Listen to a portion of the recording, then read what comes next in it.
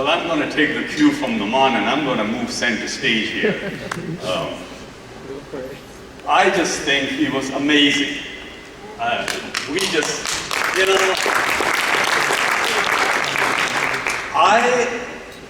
I have friends that have been in the United States for 40 years. And at times I still can't understand their English. And he's been here, what? It's absolutely amazing. I'm blown away. Well, thank you for having me. I think I just love audiences like this. You know, for those that know me, know that I travel all across the world talking about our software and talking about various other things that interest me. But when I come to a gathering of friends from my home country, you take me back to a time when things were not complicated. You know, so I just am very, very happy to be here. And of course, it's an honor to be associated with people like you that believe in education. I wasn't a good student ever, and I'll get into that a little later, but my parents were educators. And I'm a firm believer in education, and I just think this organization is really worth celebrating. And not just the organization, I think every single solitary one of you is worth celebrating. So, you know, when you come to an event like this and you have to celebrate, you need lights and sparkles, you know, you need fireworks.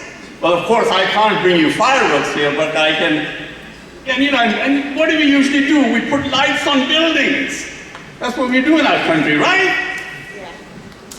When somebody, the President of the United States shows up, big event, you've got lights on every building. Well, I can't put lights on every building, but I can definitely put some lights on myself. Yeah?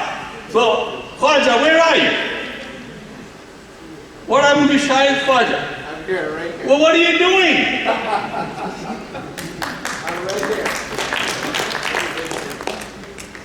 Bring me one. I'm just going to have a little bit of a costume change here.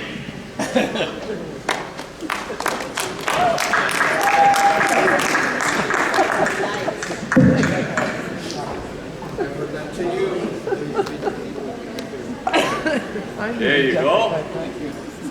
All right. Light up. You'll probably hear me back there without a microphone.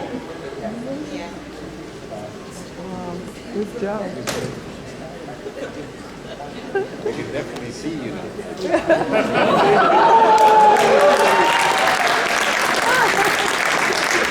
Well, now that I have your attention, you know, I believe every keynote speaker should have a vest like this. You know, because when you actually show up at an event wearing a vest like this, three things happen. First of all, I can now essentially say anything that I want to say. Because none of you are listening. You're focused on the vest. Number two, you will never forget. I can see it already tomorrow night at dinner. I was at this place, there was this man with the vest. Wonder what his name was. But now you won't wonder. And the third thing is you get invited everywhere. Why do you think I'm here? I asked Danielle, I said, hey, you want me to be a keynote speaker? Do you know even what I do? He said, no, but I've heard you have a vest. So here I am. And then, of course, try carrying this thing through security. got them wires, got them batteries. I carried this to Dubai once. She made me put it on. She wouldn't believe me, you know.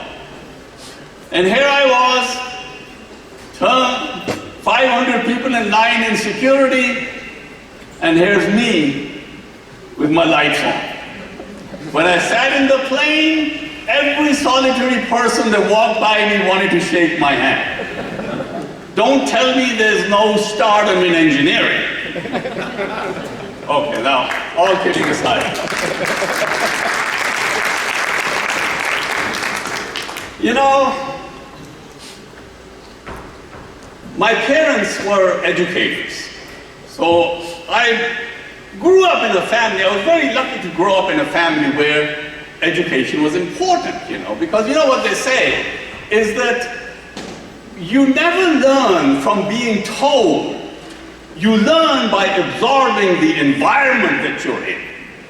And I was never a good student, but my parents, my father was in the army, but he was a mathematics instructor at the military academy in Kabul. And my mother taught mathematics as a professor at St. Joseph's College in Karachi, you know, and then of course there was me. I had no interest in studies, you know. Even in engineering school, when I entered NED, my first year I had 2 supplementaries. And my father, my poor father, tu to chamar banega. You know, please excuse my Urdu, because at times a lot gets lost in translation. For those that, you know, for our American friends, somebody sitting next to them, can you just please do your best at translating? I know you're going to be a total failure, but it's worth translating. Because I had no interest, you know. Even when I was young, the principal would always be at the house giving my father warnings that this kid is going to be kicked out, you know. So, and in engineering school, I had no interest. My interest was singing, food, clothes. I had my own tailor. Make all this fancy stuff for me, and of course, pretty girls. But food, for those of us who lived in Karachi, you know, food. I heard there are a lot of people from Karachi here. Bans Road ke kebab. Paradise Cinema ke ganne ka ras. Real cinema ke chole. वहाँ होते थे बुंदू खान, वो बंस road के restaurant, वो दूध मिलाई के मर्तबान और फ्रेस्को की दुकान, वो कुल्फी खीर कबाब और नान थे सब बीमारी के सामान। ओ बाबू हो जाना फुटपाथ पर, बंदर रोड से बीमारी मेरी चली रे घोड़ा गाड़ी, बाबू हो जाना फुटपाथ पर। Remember that? Remember that? Oh my God. That was my education. How I got into UC Berkeley, only God knows, but I did make it. And I had the most incredible opportunity. For those of us that come from Pakistan, they need to know your education in Pakistan was essentially free. You left the country with no student loans. You owe it to that country to pay back, because you did not pay anything to get educated. That money alone you owe to them.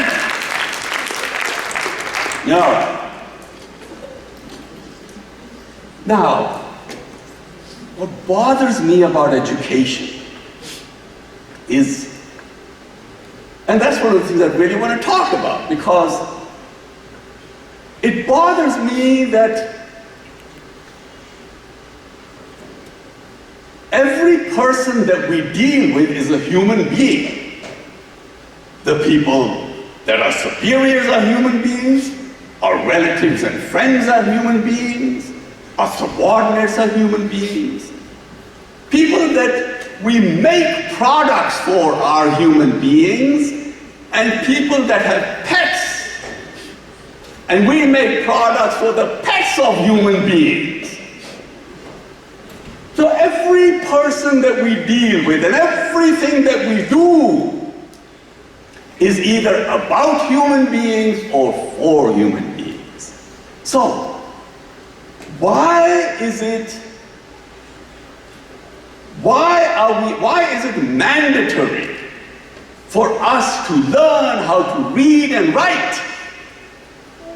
But it is not mandatory for us to learn anything about human behavior, human psychology, human chemistry. We learn nothing about that, especially in engineering school. In other professions, yes, they touch on it, but it's not mandatory. You know, if it were mandatory, we might learn a few things.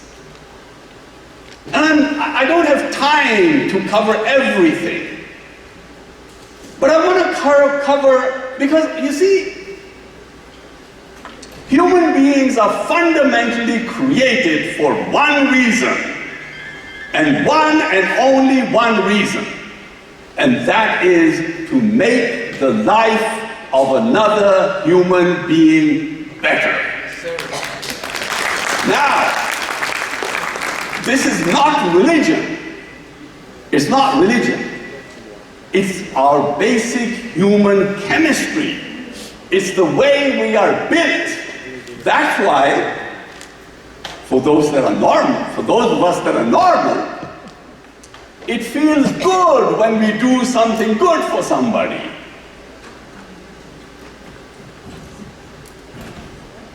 Grab this water here.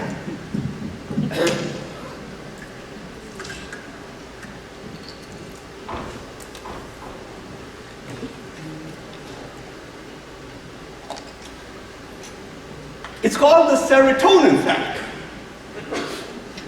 Because when we do something nice for somebody, it makes the other person feel good.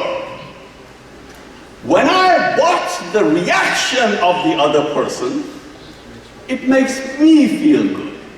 And if there's a third person watching this interaction, they feel good. And the reason is because when you're empowering somebody with something, you give them a serotonin rush.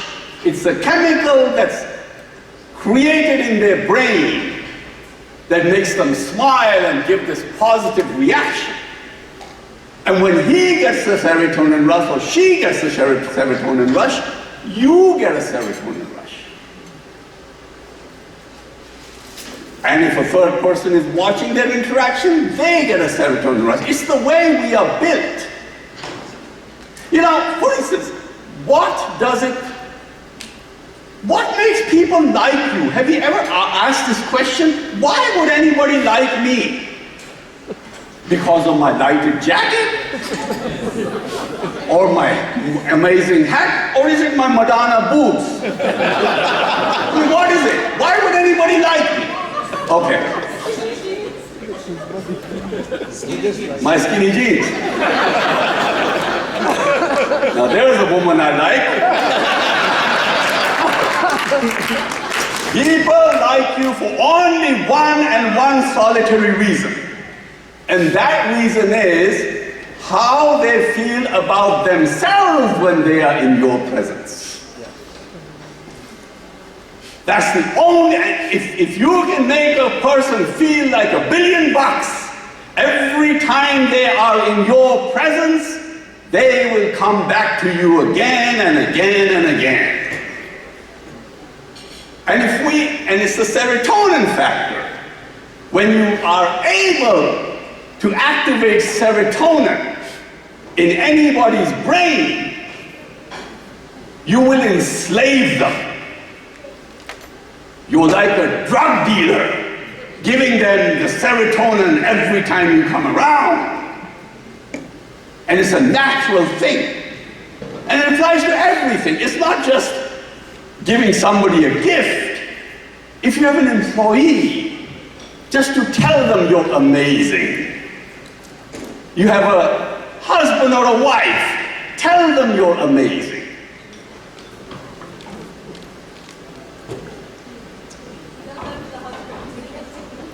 Tell that to the husband, yes, tell that to everybody. But you see, you know, they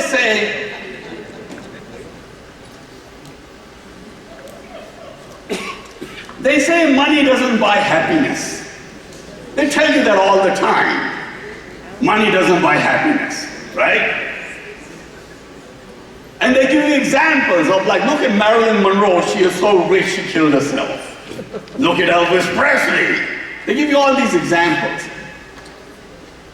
Try giving $100 bill to a homeless person on the street. Yeah? That person will jump out of his or her skin, because that doesn't usually happen. And they'll probably remember you for a very, very long time. But that's not the important thing. The important thing is you will remember that homeless person forever.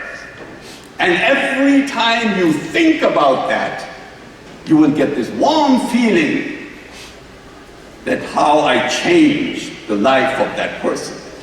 You know, when I was young, when I was 12, I used to go to school, maybe 14 or 15. I used to go to school. We lived in Karachi, near, across from the Chandmari Pull on Queens Road. We lived there. And I would ride my bike to school. I used to go to grammar school. And at the top of the Chandmari Pull, there would sit this fakir that had basically no legs, and he would just, on these pieces of blocks of wood, gutton pe aage piche chalta tha. I would feel really bad for him, so I would give him my lunch money. All right? And he would look up at me and say, Babu, Khuda kisi din tumhe iska ajr dega. Namely, God will reward you for this someday. Okay. That was 60 years ago. I'm 72. That was 60 years ago. To this day, I think about that. I don't know what happened to him, but I do know that for that one solitary moment, I changed that person's life. If I have 1,000 such events in my life,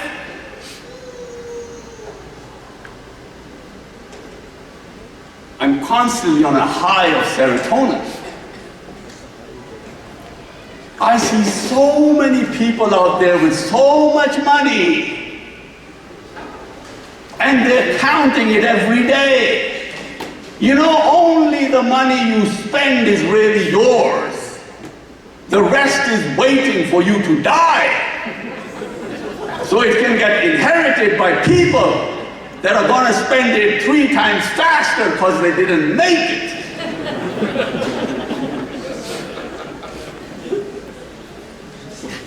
So you know where I'm headed. You know, I don't have to say that. Alexander the Great said it loud and clear. You know, these people only gave me 15 minutes to talk. Are you freaking kidding me? I fly all the way from San Francisco, 18-hour flight. And I'm gonna come here and ask the guy, how long do you want me to speak? Well, we give you 15 minutes. I have things I want. We need to reward you with something that you came here for. Lessons in oxytocin and serotonin, but let me finish my serotonin thing. Alexander the Great said it loud and clear that when I die and you roll my coffin out on the streets, make sure my hands are out. so that people know I'm taking nothing with me.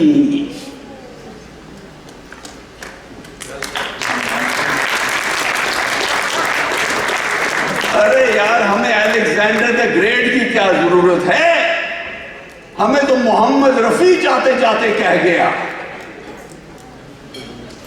ये जात पात तेरी, ये जात पात तेरी, ओ ये आन बान तेरी, रह जाएगी यहीं पर ये सारी शान तेरी, इतनी है मुसाफिर, इतनी है मुसाफिर, ओ बस दास्तान तेरी,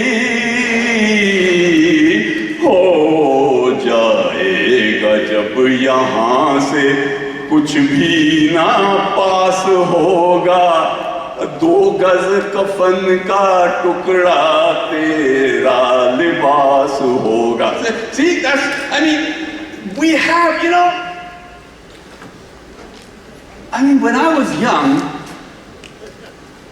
for those of us that are my age or a little younger, growing up in that era, times were really simple. I mean, and wonderful. भाई, आप लोगों को याद है ऊंट मार का साबुन हुआ करता था. We used to have a camel brand soap. वो जी 1.5 फुट की लंबाई में आता था. उसका एक पीस आप काटते थे, उससे आप मुंह धो लेते थे. बड़ा पीस काटा, उससे गाड़ी धोई. बड़ा पीस काटा, उससे कपड़े धोए. राइट? एक से बाल शाल धोए. फिर हम अमेरिका आए, शैम्पू लगाया, कंडीशनर लगाया. उस जमाने में मेरे बाल वही बुराक की तरह होते थे. अब ये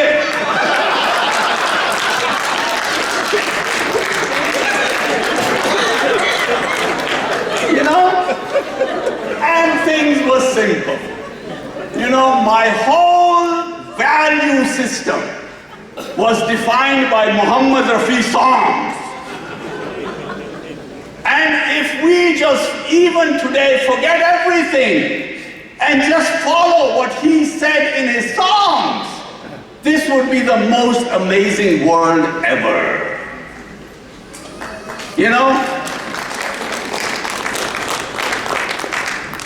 प्यार की राह दिखा दुनिया को, प्यार की राह दिखा दुनिया को, रोके जो नफरत की आंधी. Remember that? I mean, that's what this world needs right now. और आजकल के बच्चे कितने बदतमीज हैं. अरे मैं अपने किसी दोस्त के घर गया, वो बेटा बैठा है सोफे पे, टांगे मेज पे लगा के टीवी देख रहा है, टोपी बेसबॉल की उल्टी पाई. और मुझे कहता है, जी how you doing dude?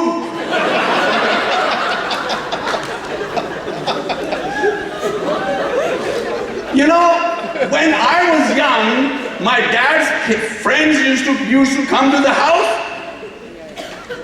My dad would say, "Jao sharbat leke aao, sharbat leke aao, Rooh Afza." And you used to stand with the glass like this for hours while they're just bullshitting.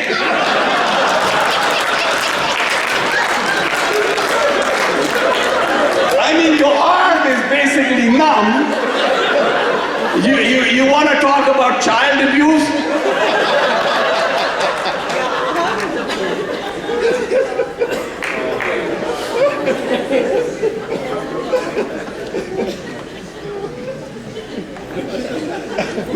गरीबों की सुनो वो तुम्हारी सुनेगा, गरीबों की सुनो वो तुम्हारी सुनेगा, तुम 1 पैसा दोगे वो 10 लाख देगा, गरीबों की सुनो.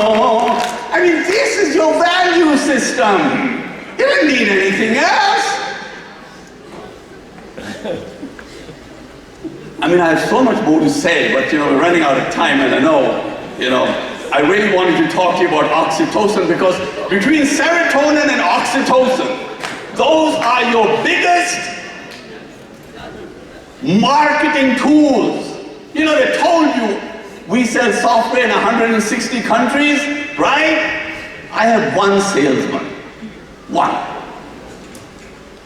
Because it's the power of oxytocin and the power of serotonin. When you get out there and you do a seminar, when you teach very complicated things, and believe me, some of our software numerics is very complicated, but you teach it in a way where people clearly understand it. They go away completely empowered, and my God, why didn't anybody explain it to me this way before? They're so drunk with serotonin, you can sell them horse shit at that point and they'll buy it. It's the feeling you get when you empower people. Let me talk to you about oxytocin, because you guys really need that, okay? And then I will quit, promise. But I have to get 2 minutes for oxytocin. You see, is my second slide up? Put it up.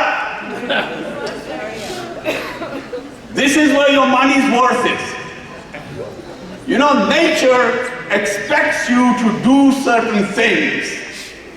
Okay, and I'll go over them. Nature expects you essentially to do 4 things. And if you do those 4 things, nature makes you feel good, because it shoots into your brain a chemical that gives you this amazing feeling. We've already talked about serotonin. This is the empowering.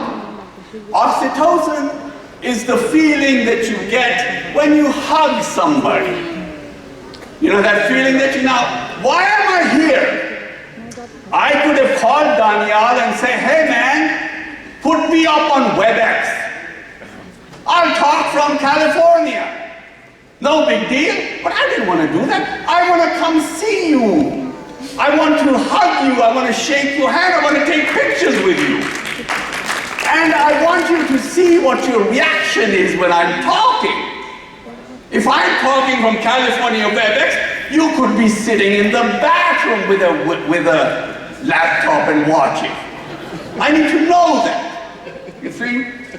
But nature expects, it's the feeling like, girlfriends hang out all night in their room, right? Just doing nothing, hanging out. And at midnight, one of the girls says, okay, time to go home. So she leaves, and while she's leaving, she'll say, I had the most amazing time ever. How? You ain't done nothing. Because she's drunk with oxytocin. It's that feeling she's going home with. It's the feeling that mothers get when they give birth to a child. You look at this child, the ugliest thing ever. And the mother is like, oh, mera bacha kitna pyara. When you go into a swimming pool for 2 hours, you know how you come out, how your skin is? It's all shriveled. Well, that sucker's been dunked in water for 9 months. It's going to take him a whole year to come back to normal. But the only reason ugly babies get to go home because the mother is drunk with oxytocin.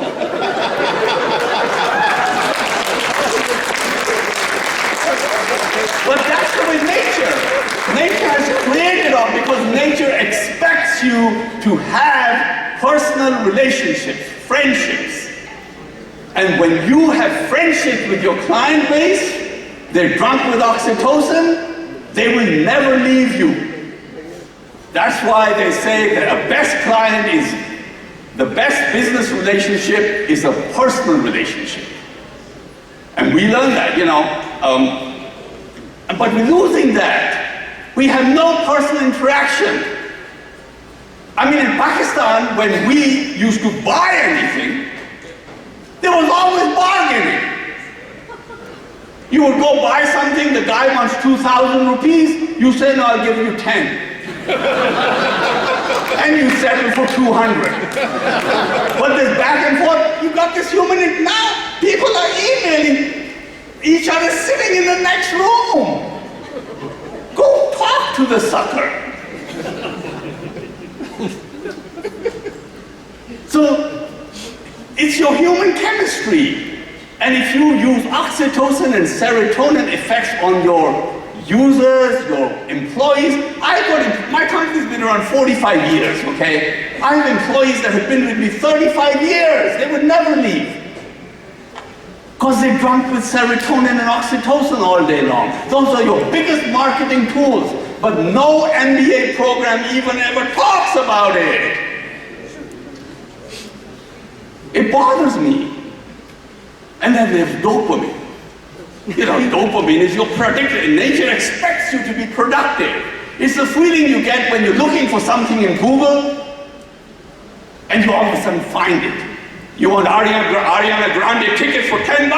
Oh my God, you get this feeling. My God! That's why you make lists. What are you going to do on the weekend? You tick them off. Every time you tick them off, you have, oh boy. That's dopamine talking. You walk by the laundromat. Oh, I got to pick up my laundry. I got to pick up my laundry. I like her. I got to pick up my laundry. But it's not on your list. So you go in, pick up your laundry, you come put it on your list, and you tick mark it off.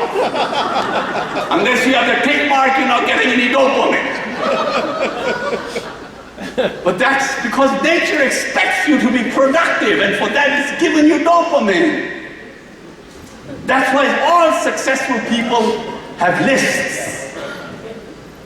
Same thing with working out. Nature expects you to work out. And every time you work out, your body is like, my God, you're killing me, I'm gonna medicate you, and dose, you get a shot of endorphins.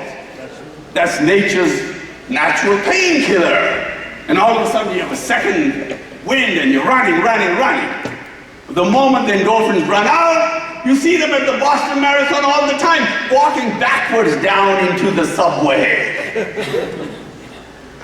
Anyway, so you can see that next time you're depressed, and that's what they tell you, right? Every time you're depressed, they say, what do they say? Go hang out with a friend. That's your oxytocin. They'll say, keep yourself busy. That's your dopamine. They say, go work out. Or above all, they say, go to an old home. Help somebody. They have all of these books. You go into a bookstore, they have these books about self-help. Self-help?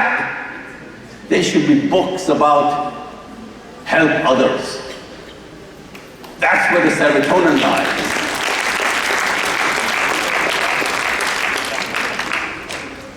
So after all this, if you're not going to just empty out all your wallets, I have one last message for you. वो भी मोहम्मद रफी जाते जाते कह गया, सुन के जो पहरे बन जाओगे, आप ही छलिया कहलाओगे, मेरी बात बने ना बने, हो जाओगे तुम बदनाम,